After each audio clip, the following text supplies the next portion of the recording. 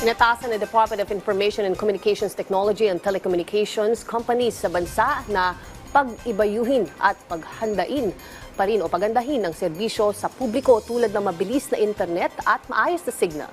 Si Rod Lagusad sa report. Dapat bago magpasko ay maganda na ang signal. Ito ang binigyang din ni Information and Communications Technology Secretary Henry Aguda kasunod ng pag-obliga sa mga telco na mas pagbutihin pa ang kanilang serbisyo sa publiko. Paliwanag ng kalihim, mahalaga ang pagkakaroon ng datos pagdating sa serbisyo ng mga telco sa iba't ibang bahagi ng bansa. Kasunod ito ng paglagda ng kooperasyon ng kagawaran kasama ang Ookla Incorporated na isang telecommunications at information technology company na kilala sa consumer-facing products nito na speed test at down detector para mapabuti pa ang internet connectivity sa bansa. And ito na nga hinihintay natin sa gobyerno. Gobyerno na matapang para sa taong bayan. We can now be very firm and stern in terms of applying the necessary regulation. So yes, immediate action yan and we will force them to comply. Kaugnay nito, magsusumite ng quarterly report ang Ookla sa DICT pagdating sa performance ng mga telco sa buong bansa kung saan makikita ang mga lugar na maayos o nahuhuli ang serbisyo na dapat tugunan.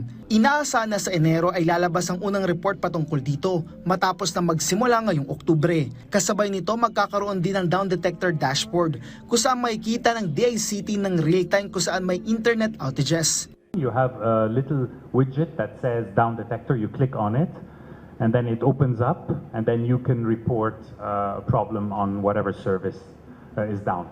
And it's all coming from either people reporting on the app, or again on social media. We get all this information on social media. We use AI and algorithms to, link it to a specific service. Sa pamamagitan nito, ayon sa DICT ay mapapabilis ang pagtugon ng service providers sa problema. It can immediately figure out if, let's say, the area is performing badly, then we need to fix it immediately. During the disaster, we'd be able to identify where the problems are. Nagpadala na rin anya siya ng liham sa mga telco na bumuo ng Telecoms Emergency Response kung saan paplanuhan nito ng Disaster Response Executives ng mga telco, kasama na dito ang pagkakaroon ng command center. Rod Lagusad, para sa Pambansang TV sa Bagong Pilipinas.